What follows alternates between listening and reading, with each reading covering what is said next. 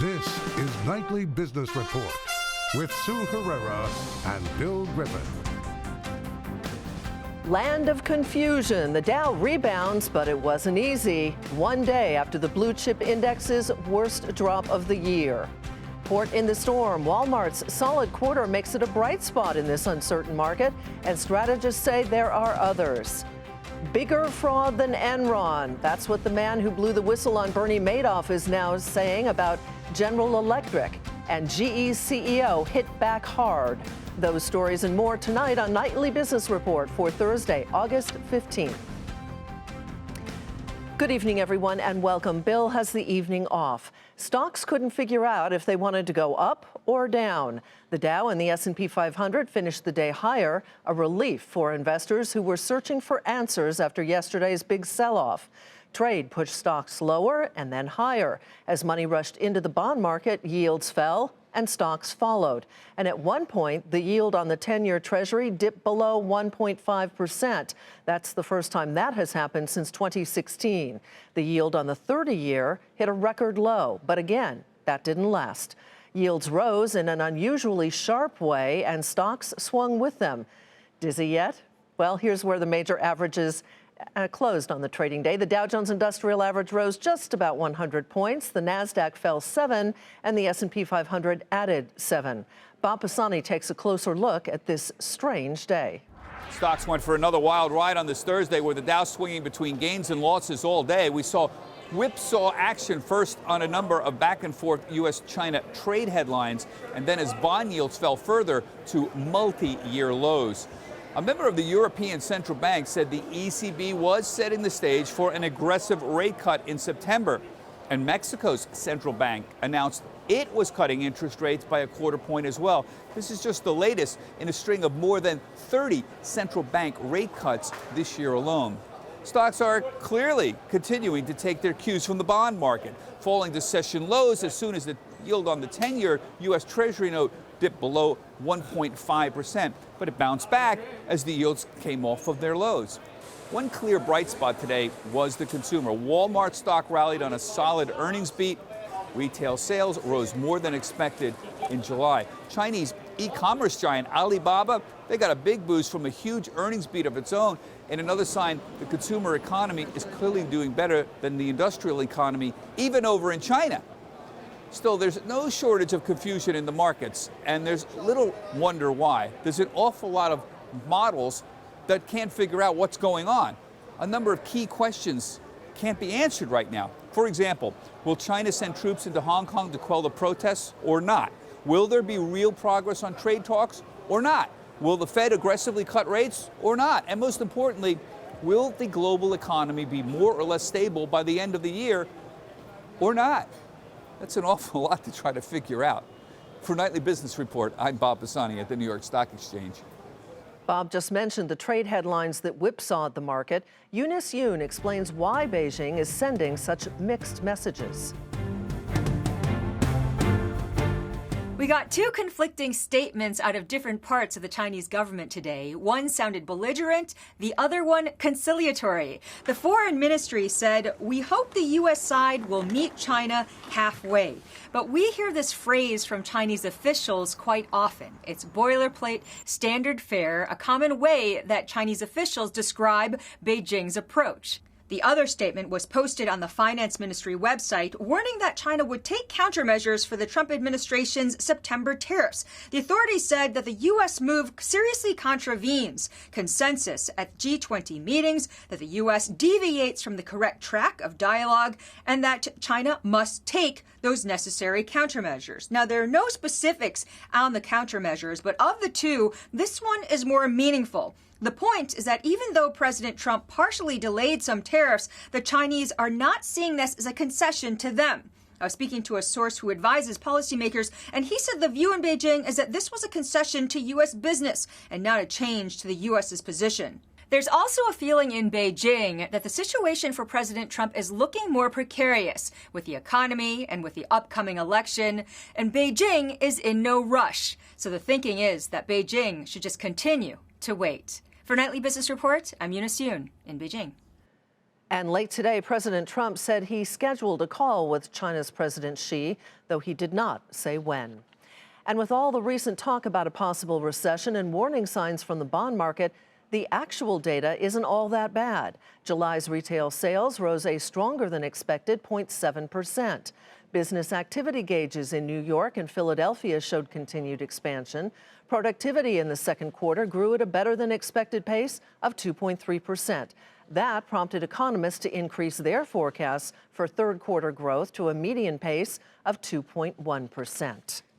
Walmart was a beneficiary of that strong consumer spending. As we mentioned, the world's largest retailer reported better than expected earnings and revenue and raised its profit guidance. And the upbeat outlook comes as other retailers struggle. That helped lift the stock 6%, making it the best performing stock in the Dow Index today.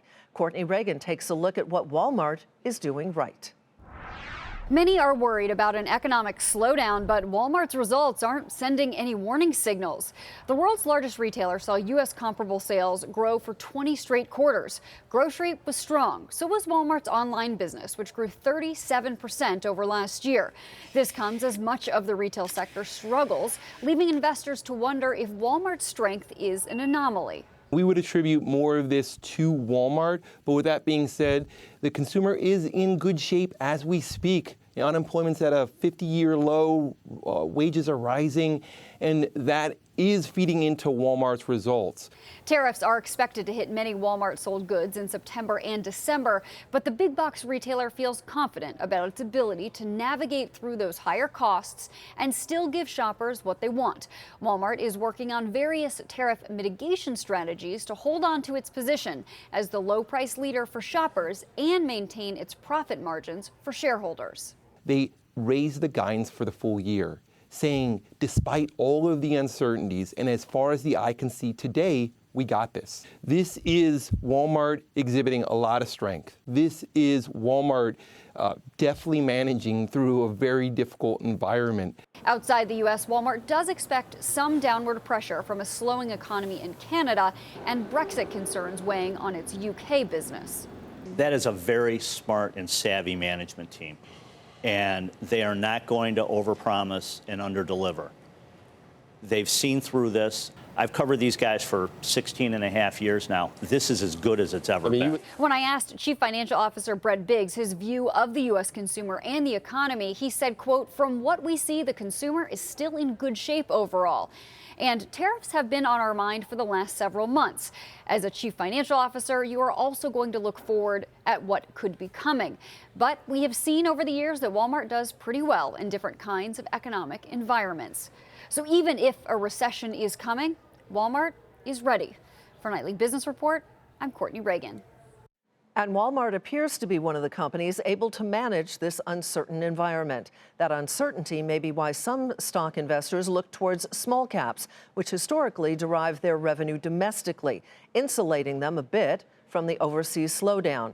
But there are some big, well-known companies that are domestically focused as well. Joining us to talk about those names is Kevin Caron with Washington Crossing Advisors. Kevin, good to see you again. How are you? I'm good. Thank you for having me. You know, it is interesting. Walmart was able to kind of weather this uncertain trade storm. Are there other companies that you think have the savvy management team to be able to navigate this particular kind of changing environment? Sure, and it is an environment that is more difficult overseas than here. So we focus our attention at Washington Crossing on U.S. companies for this segment, and what we're looking for are companies that have very good balance sheets with low debt, very consistent cash flows, but are still sizable. And a couple of names that I've brought with me tonight would be Hormel, the foods company. Very solid company. It's mostly, almost significantly here in the United States in terms of their sales. Their production also here mostly in the United States. And the cash flow there is very consistent. The balance sheets look great. And I think there's a 2% dividend or something close to that, which should make the income investor happy, particularly since that's higher than the Treasury yield. Some would say, and then the second, some would say boring but beautiful if you look at the bottom line, right? Well, where we are today in the cycle, we are a long way deep into a cycle here. And consequently, if there is an investment to be made and you're looking out 3 to 5 years, you do want to be thinking about what if something goes wrong. And a company like Hormel, we think, would be able to hold up fairly well. And your second pick is Cisco. Why do you like that? Cisco, and now we're talking about the food delivery company here, not the router, not the networking company. So what we see in this business is a dominant leader in its space. They're providing food delivery to restaurants throughout the United States, and ultimately, this is a very, very consistent business with, again, very consistent cash flows. Debt is very well managed. We think the balance sheet looks good. They've been buying back some shares, but we think in a responsible way, and has the potential for very nice dividend growth. On that note, Kevin Caron with Washington Crossing Advisors. Thank you, Kevin. Thank you. It was a much different story for General Electric. The man who blew the whistle on Bernie Madoff's Ponzi scheme released a report calling GE's finances a fraud. GE's CEO issued a sharp rebuke. But the report was a major blow to the stock, one that has historically been held by retail investors. Shares fell more than 11%, its worst day since 2008. Morgan Brennan is covering the story for us tonight from the New York Stock Exchange. Good evening, Morgan.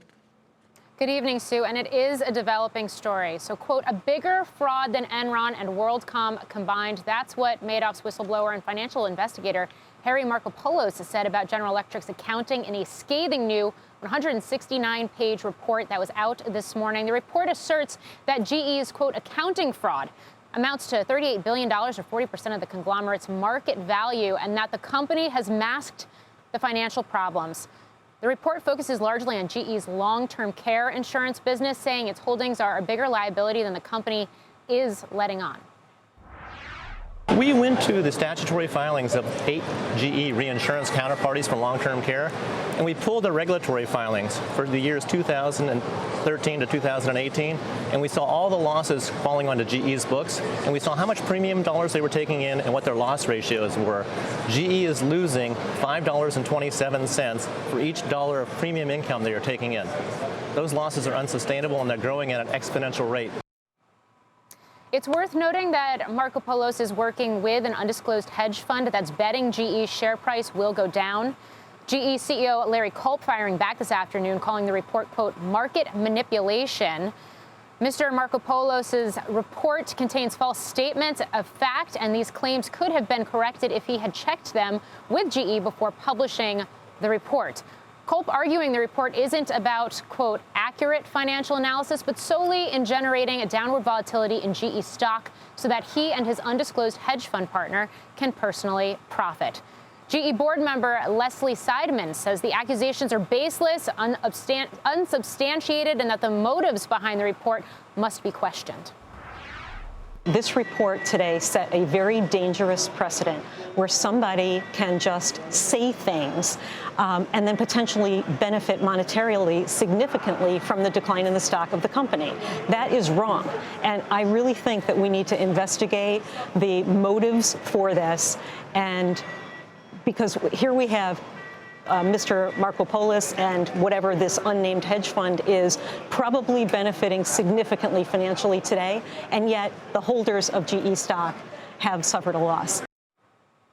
It's the largest loss for that stock in about a decade. It is worth noting, though, Sue, that just this evening, a regulatory filing showing that CEO Larry Culp of GE spent about another $2 million to add to his own personal stake of GE shares as well. Morgan Sue? Brennan, thank you so much. Well, the problems with the lawn care industry are not new. The industry has changed dramatically over the years, so GE isn't the only company with exposure to that sector. We're joined tonight by Doug Bonaparte, president of the wealth management firm Bonafide Wealth. Doug, welcome. Nice to have you here. Good to see you. You know, the cross currents in healthcare have really been working against this industry, correct? Healthcare costs going up, people living longer? Yeah, those are the two biggest headwinds. So if you are an investor looking to perhaps see whether or not you have exposure in your portfolio to a company that has a large or sizable long-term care insurance, what companies would you look at? Sure. So the biggest one that comes to mind is Genworth Financial. They're probably one of the largest producers of long-term care insurance. John Hancock has left the business since, and you also have Mass Mutual as a company who is a big producer of these types of policies as well. Would you stay away from them as an investor in general? I can't give a specific recommendation as to whether or not you should buy or sell these companies, but I can tell you that if your concern is exposure to rising healthcare costs as well as aging population in the context of long-term care policy and risk exposure that they have, then you should probably tread lightly with regards to that exposure. And what about liability for some of these companies? Sure. So what you see happening today is the companies that have this type of risk out there have been attempting to increase their premiums over the last several years to basically meet up with the miscalculation of the costs associated with the rising cost of healthcare as well as aging demographics. So for policyholders, this has proven to be a costly proposition as they have seen their premiums increase dramatically, in some cases north of 75 to 100%. Doug, thank you so much. You're Doug very welcome. Bonaparth with Bonafide Wealth. Still ahead, bridging the divide. Could rice be the key to breaking the trade tensions with China? Coming up on Nightly Business Report, how one California company is hoping to break the logjam.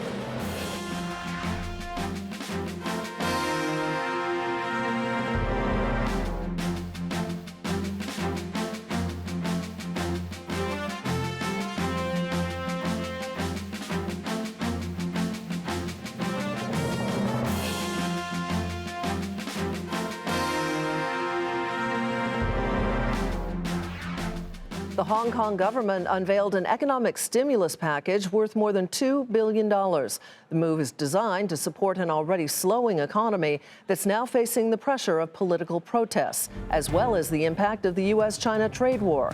Brian Sullivan is there. There were no major protests today, but there was one last night. Tear gas fired on protesters who they say aimed laser pointers at the police station. The question everybody on the island and across the bay here has is, how does this ultimately end? We spoke with Anthony Daparan. He is a longtime resident of Hong Kong and the author of a book on Hong Kong protests, and we asked him just how he sees this all playing out. Xi Jinping, the Chinese president's really painted himself into a corner here. On the one hand, they've said very publicly, no compromise, we're not going to give in to any of the protesters' demands. On the other hand, he knows what kind of impact a crackdown here would have on the Hong Kong economy and the status of Hong Kong as an international financial center. We could be stuck for kind of a muddling through of the next several weeks or even months to come. Remember, back in 2014, there were protests that stretched on for months.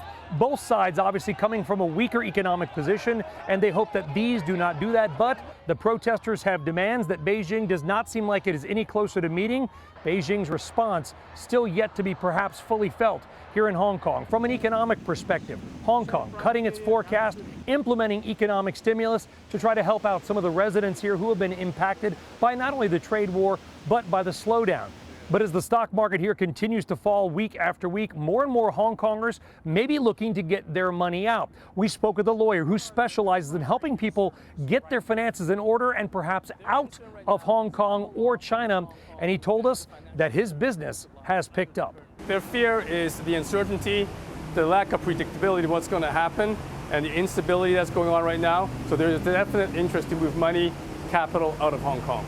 That's bad news for authorities here, because with many of the millionaires and billionaires who live up that hill just behind us, they want to keep that money and those people and that wealth here. One thing is for sure, we don't know how long this will go on, but with economies weakening here, in China, and in the United States, one wonders if that weakening economy and volatile stock markets will ultimately be the thing that brings China and the U.S. back to the bargaining table. For Nightly Business Report, Brian Sullivan, Hong Kong. A California company is set to make history, becoming the first U.S. business to export rice to China. And it comes amid that ongoing U.S.-China trade war. Contessa Brewer is in Arbuckle, California. Ken LeGrand's family has been growing rice in California for 5 generations, for almost 100 years. Trade tensions are nothing new. It's a bit like you just ride along and you wait, and these things tend to work out. Free trade has become increasingly important to Legrand's Sun Valley Rice, a $100 million company growing, milling, and distributing all over the world. A third of all the rice that comes out of this plant is exported to Europe, the Middle East, Japan, and Korea. But Legrand wanted to do something American rice growers have never done: sell to China. He's spent 15 years and $1 million at least to open the market, to clear regulatory hurdles and win approval from the Chinese government. In June, in the midst of a trade war, Sun Valley landed its first Chinese contract. My first reaction was of disbelief. I couldn't believe it had finally happened. The entire industry is counting on this deal. The profit margins on rice are slim, 3 to 5%. And Sun Valley is hoping to double that in China. After all, it's the largest rice market in the world, consuming 36 times more rice than the U.S. And this short and medium grain rice is considered premium, an affordable luxury for a growing Chinese middle class. To have a truly new market where you have previously sold nothing to start selling something, that's an enormous opportunity. So the trade tensions that are kind of pushing pause, on these agricultural deals is upsetting to us. Last week, when President Trump announced 10% tariffs on an additional $300 billion worth of consumer goods imported from China, China retaliated, issuing a ban on all U.S. agriculture. Legrand refuses to be discouraged. As far as our optimism about the Chinese government, it's absolutely where it was in June, right out of the gate. The indications that they're giving our customer, which is really who they work with, are all green lights. We're a licensed supplier. We've been licensed by the Chinese government as a supplier, so nothing's off track there. Next month, when the new harvest is ready, Sun Valley plans to ship 2 containers of rice to China. That represents just 2% of its weekly shipments, but massive potential. Ken Legrand sees even beyond his company, beyond his industry. He sees a stalk of rice as an olive branch in the midst of a trade war. For Nightly Business Report, Contessa Brewer, Arbuckle, California. Tapestry unravels, and that's where we begin tonight's market focus. The retailer missed Wall Street's revenue expectations due to poor performance from its Kate Spade brand. Tapestry also gave weak full-year guidance. Shares plummeted more than 22% to 1945. Chinese e-commerce giant Alibaba saw sales jump more than 40% in its latest quarter, suggesting the Chinese consumer is still spending despite the trade war with the U.S. And as such, the company's results topped Street expectations. Alibaba shares rose 3% to 166.97. Shares of Pivotal Software took off after VMware is proceeding with an agreement to buy Pivotal's Class A shares for $15 per share. The proposed deal would help VMware diversify its software development unit. Pivotal went public last year, and its shares have fallen more than 60% in the past year. Pivotal skyrocketed more than 68% to 14 even, while VMware fell 7% to 142.35. And Boeing is delaying delivery of its ultra-long-range version of its 777X aircraft as the company focuses efforts on getting its 737 MAX back in the air, as well as engine problems with its standard 777X. But the stock was up more than 2% nonetheless to 328 even. Coming up, shifting gears. Car buyers may be in luck even as prices for new models head higher.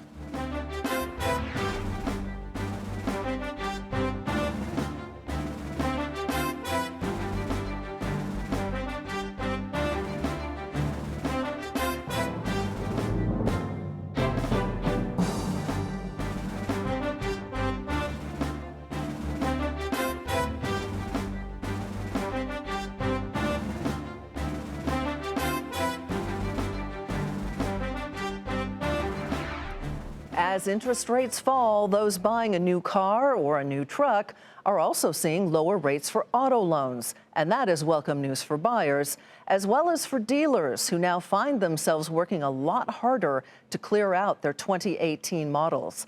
Phil LeBeau has more. If you've been to a showroom lately, you've probably noticed a lot of the new cars and trucks are really not that new. In fact, many are 2018 models. I think the trend of cars taking longer and longer to sell for a model year is happening because we don't see as many deals, particularly in 2019. A lot of consumers are looking for low interest rates. The 0% is pretty much dried up. Cash offers are not necessarily as strong as they once were. That may be changing. Edmund says the average auto loan interest rate is now at its lowest point this year, just under 6%, with more than a third of car buyers paying under 4%. As for 0% financing deals, well, it's harder and harder to find them. Still, if lower rates spark demand, it will be welcome news for automakers. After the 4 best years ever for auto sales in the U.S., almost everyone in the car business expects demand to cool off, especially as prices being paid for new models continue to go higher. People are still buying expensive vehicles. When we look at the average transaction price, it's still north of $37,000. So people are still feeling good about something in the economy. That is reflected in consumer confidence, which remains high. And historically, consumer confidence is one of the best barometers for new car sales, even if those new cars are from the previous model year. Phil LeBeau, Nightly Business Report, Chicago. And before we go, here's a look at the day's final numbers from Wall Street. The Dow Jones Industrial Average rose just about 100 points to 25,579. The Nasdaq fell 7, and the S&P 500 added 7. And that is Nightly Business Report for tonight. I'm Sue Herrera. Thanks for joining us. Have a great evening. We'll see you right back here tomorrow.